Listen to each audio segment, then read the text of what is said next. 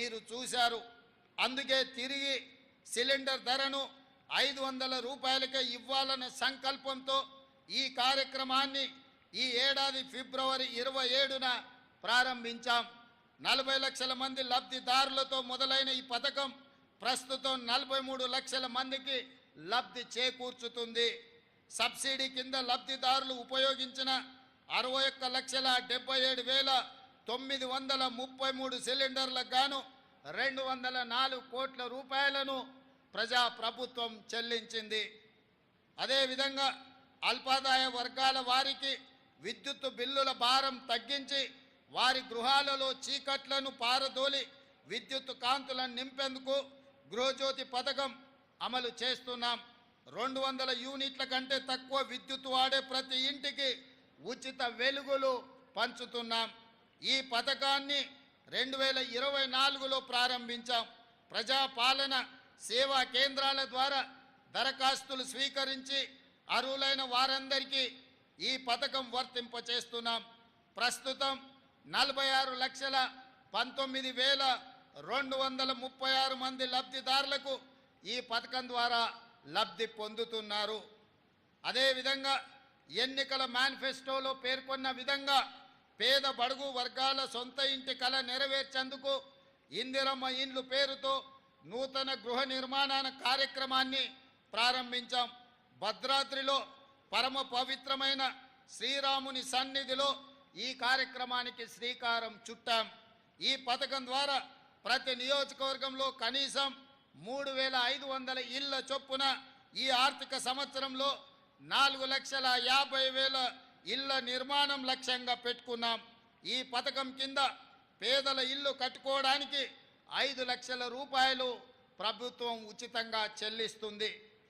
అదేవిధంగా మిత్రులారా, మా ప్రభుత్వ ఎజెండాలో వ్యవసాయ రంగం అత్యంత ప్రాధాన్యత అంశంగా ఉంది. అందుకే ఇటీవల బడ్జెట్లో వ్యవసాయ అనుబంధ రంగాలకు భారీ మొత్తంలో 72,659 కోట్ల రూపాయలు కేటాయించాం. ఆహార ధాన్యాలతో సహా వివిధ పంటల ఉత్పత్తుల దిగుబడులను పెంచడం ద్వారా రైతన్నల ఆదాయం పెంచేందుకు మా ప్రభుత్వం కృషి చేస్తుంది. రైతులకు కావలసిన ఎరువులు, విత్తనాలు ప్రాథమిక వ్యవసాయ సహకార పరపతి సంఘాల ద్వారా పంపిణీ చేస్తున్నాం. ఈ ఏడాది వానకాలం పంటకు జూలై 24 నాటికి 11,85,000 మెట్రిక్ టన్నుల ఎరువులు పంపిణీ చేశాం. ఇప్పటికీ ఇంకా 10,65,000 మెట్రిక్ టన్నుల ఎరువులు అందుబాటులో రైతులకు ఉన్నాయి. అదేవిధంగా రాష్ట్రంలోని రైతాంగం నేడు అతిపెద్ద పండగ జరుపుకుంటుంది. ఇంతకాలం రుణభారంతో బతుకు భారమై తెలంగాణ రైతన్నలు నేడు తల ఎత్తుకొని దర్జాగా తిరిగే రోజులు వచ్చాయి.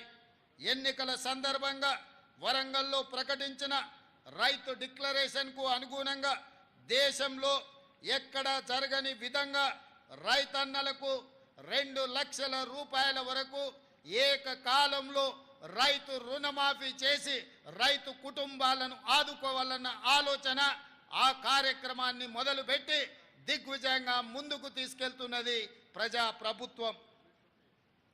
ఇది అసాధ్యమని చాలామంది వక్ర భాషలు చెప్పారు.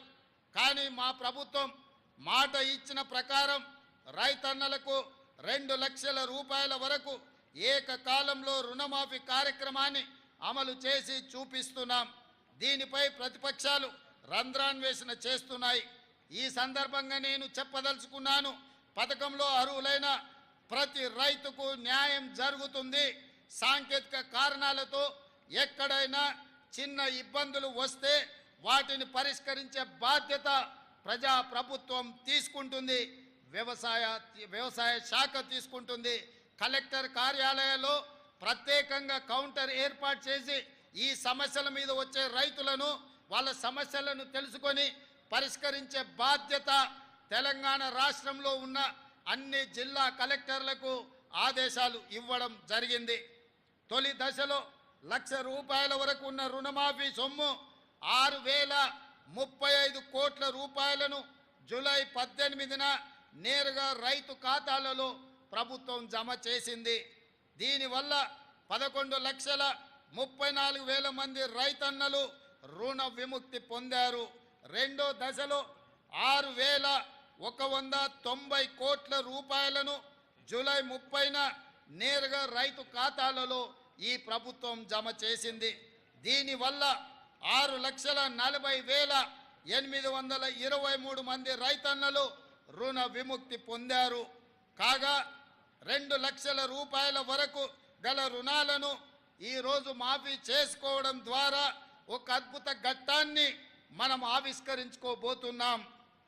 దేశానికి స్వతంత్రం వచ్చిన రోజే తెలంగాణ రైతుకు ఆర్థిక స్వతంత్రం వచ్చిందని ఘనంగా చెప్పుకునే రోజు ఈ రోజు. ఈ కార్యక్రమంతో మా జన్మ ధన్యమైందని మేము భావిస్తున్నాం. ఎందుకంటే దేశానికి పట్టెడు అన్నం పెట్టే అన్నదాత సుఖ సంతోషాలతో ఉంటే దేశం సుభిక్షంగా ఉంటుందని మేము ప్రగాఢంగా విశ్వసిస్తున్నాం. అందుకే 31,000 కోట్ల రూపాయలు వెచ్చించి రైతులను రుణ విముక్తుల్ని చెయ్యాలని ప్రజా ప్రభుత్వం నిర్ణయం తీసుకోవడం జరిగింది. రైతు బాగుంటేనే రాష్ట్రం బాగుంటుందని విశ్వసించే ప్రభుత్వం మాది. అర్హులైన రైతులందరికీ రైతు భరోసా పథకాన్ని ఎకరానికి 15,000 రూపాయల చొప్పున అందించాలన్నది మా ప్రభుత్వం యొక్క సంకల్పం. గతంలో అమలు జరిగిన రైతు బంధు పథకం కింద ఎకరాకు ప్రతి సంవత్సరానికి 10,000 రూపాయలు మాత్రమే ఇచ్చారు. అది కూడా అనర్హులకు, సాగులో లేని భూమి యజమానులకు, రియల్ ఎస్టేట్ వ్యాపారులకు కూడా లబ్ధి చేశారు. దీనివల్ల ప్రభుత్వ ధనం దుర్వినియోగం కావడమే తప్ప రైతు ప్రయోజనాలు నెరవేరలేదు.